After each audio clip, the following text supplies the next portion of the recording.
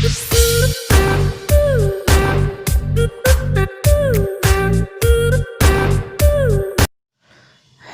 है कि तालीम व तरक्की में है पीछे।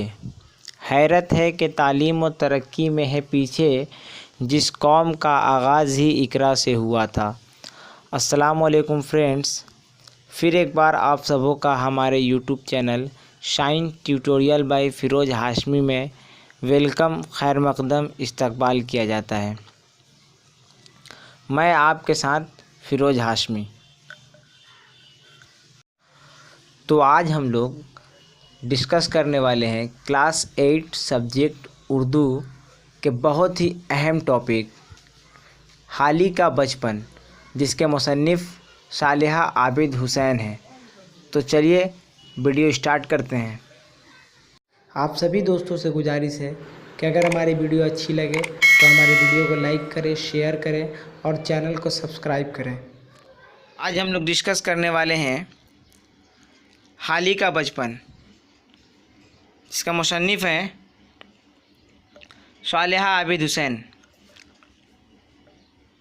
हाली के मुतल्लिक सर सैयद अहमद ख़ान कहते हैं कि अगर अल्लाह ताला क़यामत में हमसे पूछेगा कि बता सर सैयद दुनिया से क्या लाया है, तो मैं कहूँगा कि हाली से मुसद्दस लिखवा लाया हूँ। अल्ताफ़ हुसैन हाली को कौन नहीं जानता। इनकी एक नवाशी मुश्ताक फ़ातिमा, जिनकी शादी ख्वाजा ग़ुलाम सकलैन से हुई थी, और ख्वाजा ग़ुलाम सकलैन की एक बेटी जिनका नाम मिस्दाक फ़ातिमा था। यही मिस्दाक फ़ातिमा अपनी अगली ज़िंदगी में सालिहा आबिद हुसैन बनी।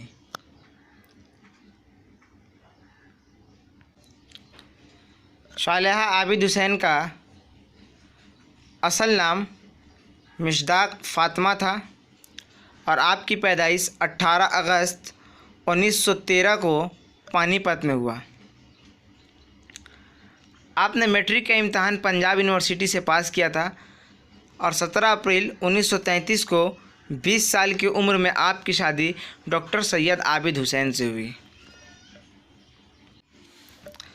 सालिहा आबिद हुसैन और मौलाना अल्ताफ़ हुसैन हाली से बहुत गहरा रिश्ता था। सालिहा आबिद हुसैन के परनाना थे मौलाना हाली। अब हम लोग सालिहा आबिद हुसैन के अहम नॉवेलों के बारे में देखेंगे।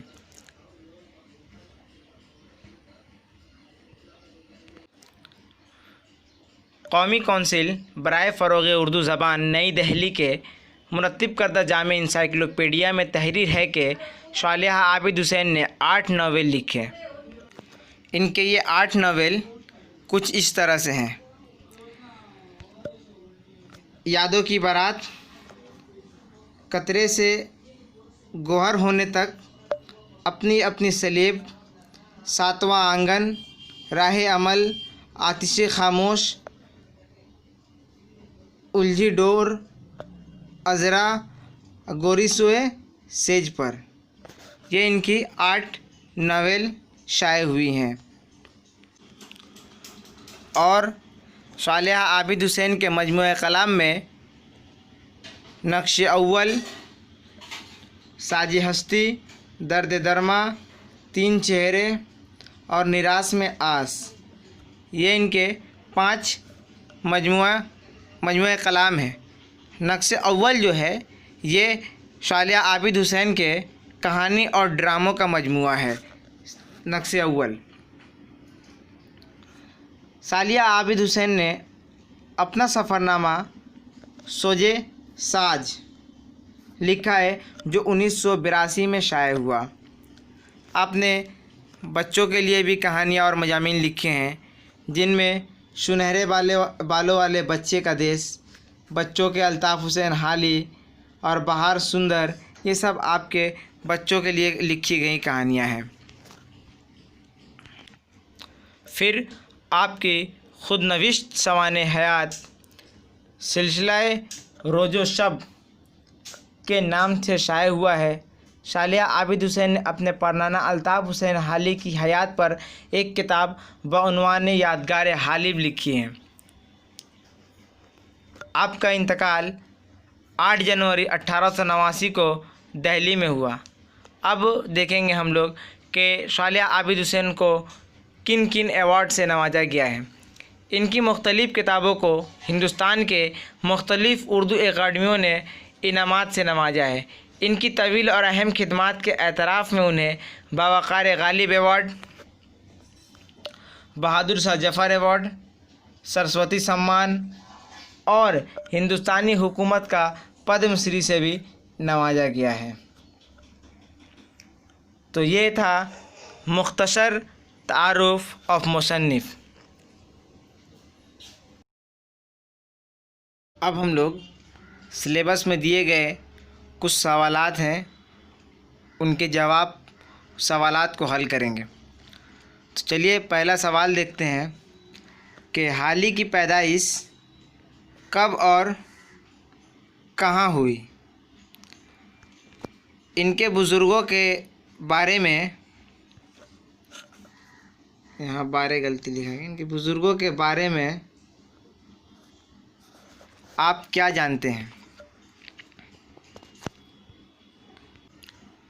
तो इसका जवाब है कि हाली की पैदाइश 1837 को पानीपत के अंसार महल्ले में हुई।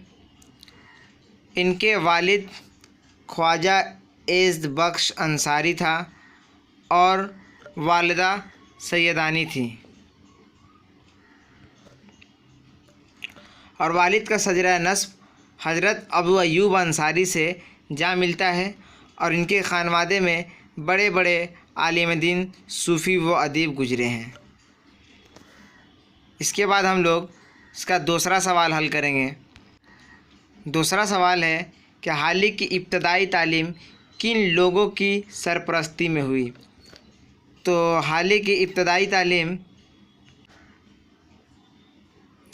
कारी हाफिज़ मुमताज़ हुसैन, फ़ारसी की तालीम सैयद जफ़र अली और अरबी की तालीम हाफिज़ इब्राहिम साहब की सरपरस्ती में हुई। इसके बाद हम लोग इसका तीसरा सवाल देखेंगे। तीसरा सवाल है पानीपत से दिल्ली तक का सफ़र हाली ने कैसे तय किया, बयान कीजिए। तो जवाब है इसका कि हाली के ज़माने में पानीपत से दिल्ली जाना गोया किसी दूसरे मुल्क का सफ़र करना था। यहाँ दूसरा होगा, दूसरा मुल्क का सफ़र करना था। रेल उस वक्त जारी नहीं हुआ था, ऊँट गाड़ी या फिर बैलगाड़ी से सफ़र करना होता था। रास्ते में शायद इनकी गाड़ियों में भी मुसाफियत तय की हो। इसके बाद है 4 नंबर सवाल। दिल्ली में हाली ने अपना इब्तदाई ज़माना कैसे गुजारा। तो इसका जवाब है कि हाली ने दिल्ली में अपना इब्तदाई ज़माना बहुत ही मुश्किल से काटा। इल्म हासिल करने के धुन में, यहाँ हासिल होगा, इल्म हासिल करने के धुन में आराम व आराइश की ज़रा भी परवाह न थी। तकिया न होता तो सर के नीचे ईंट रख लेते हैं, रात को भूखे सो रहते हैं। रूह की भूख और दिल की प्यास बुझाने में इन चीज़ों की तरफ ध्यान ही ना जाता था।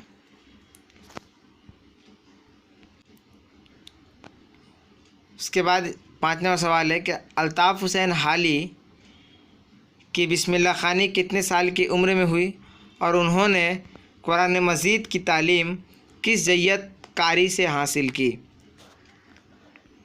तो इसका जवाब है अल्ताफ़ हुसैन हाली की बिस्मिल्लाह खानी 4.5 साल की उम्र में, 4.5 साल की उम्र में हुई। इन्होंने कुरान पाक की तालीम पानीपत के एक जय्यत कारी हाफिज़ मुमताज़ हुसैन से हासिल की। इसके बाद अगला सवाल देखेंगे, सवाल नंबर 6। हाली के वालिद मामू बड़े भाई और शरीके हयात यानी उनकी बीवी का नाम बताइए। तो जवाब है कि हाली के वालिद का नाम ख्वाजा इज़्ज़ बख्श अंसारी था, मामू का नाम मीर बाकर अली, बड़े भाई का नाम ख्वाजा इमदाद हुसैन और शरीक हयात यानी उनकी अहलिया का नाम इस्लामुन्निसा था। ठीक है। फिर इसके बाद हम लोग सवाल नंबर 7 देखेंगे कि हाली ने फ़ारसी और अरबी की तालीम जिन असातिज़ा से हासिल की उनके नाम लिखें। ये था उनके असातिज़ा का नाम। इसका जवाब है कि फ़ारसी के उस्ताद थे सैयद जफ़र अली, ये मैंने पहले ही बता चुका हूँ, और अरबी के उस्ताद हाजी इब्राहिम साहब हैं। ये थे हाली के बचपन के कुछ सवाल और उसके जवाबात। फिर अब हम लोग आगे देखते हैं।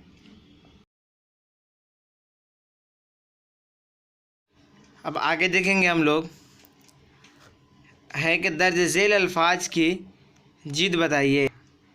जिद मतलब होता है उल्टा। अल्फाज है मजबूत, तो मजबूत का उल्टा क्या होगा? कमज़ोर। उसके बाद है बचपन। इसके बाद है बचपन, तो बचपन का जवानी या बुढ़ापा। फिर उसके बाद है वालिद, तो वालिद मतलब होता है अब्बा, तो अब्बा का अम्मी होगा वालिदा। ठीक है। फिर उसके बाद है मुआफ़िक, मुआफ़िक का होगा मुखालिफ। उसके बाद है तारीफ़, तारीफ़ का होगा तौहीन। उसके बाद है फ़ितरी, फ़ितरी का होगा मसनवी। उसके बाद है मुफस्सिल, मुफस्सिल का होगा मुजहिल। ठीक है। उसके बाद है प्यादा, प्यादा मतलब होगा सवार। प्यादा का जिद होगा सवार, प्यादा का मतलब होता है पैदल।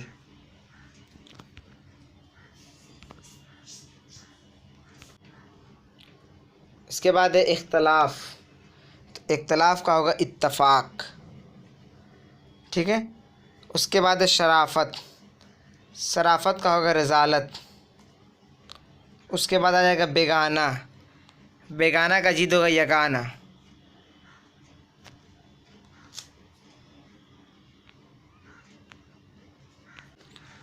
उसके बाद है माद्दा, माद्दा का होगा नर।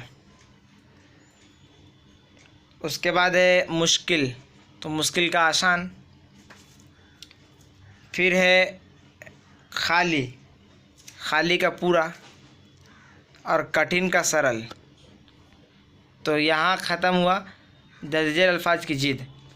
अब हम लोग देखेंगे जिन्स। अब हम लोग देखेंगे कि दर्ज झेल अल्फाज की जिन्स बताइए। जिन्स या तज़कीर व तानीश, इसका मतलब होता है मुज़क्कर मुअन्नस बताना है। तो पहला वर्ड है तालीम, तालीम मुअन्नस। उसके बाद है कुदरत, कुदरत, कुदरत भी मुअन्नस है। उसके बाद है तरबियत, तरबियत मुअन्नस। शफ़क़त, शफ़क़त भी मुअन्नस। इंतकाल, इंतकाल लफ्ज़ मुज़क्कर है। उसके बाद है प्यास, प्यास भी मुअन्नस है। और उसके बाद है बचपन, बचपन भी मुअन्नस है। फिर इसके बाद है एहसास, एहसास होगा मुज़क्कर। और उसके बाद है परवरिश, परवरिश है मुअन्नस। परवरिश के बाद है हुक्म, हुक्म होगा मुज़क्कर और हुक्म मुज़क्कर। उसके बाद है धुन, धुन होगा मुअन्नस। और उसके बाद बचेगी रूह, तो रूह भी मुअन्नस है। इसके बाद है दर्ज झेल अल्फाज की अरबी जमा बताइए। तो पहला वर्ड है उस्ताद, तो उस्ताद का होगा असातिज़ा। उसके बाद है आलिम, आलिम का होगा उलमा। उसके बाद है इल्म, इल्म का होगा उलूम। उसके बाद है हाल, तो हाल का होगा हालात। फिर उसके बाद है मस्जिद, मस्जिद का होगा मसाजिद। फिर उसके बाद है मदरसा, मदरसा का होगा मदर्रिस। उसके बाद है हाजी, हाजी का होगा हुजाज। हाजी के बाद है हाफिज़, हाफिज़ का होगा हाफिज़ का होगा हुफ़ाज़। अच्छा, उसके बाद बच जाएगा हुक्म, हुक्म का होगा हुक्मा। उसके बाद है सूफ़ी, सूफ़ी का होगा सफ़ा। उसके बाद है ऐब,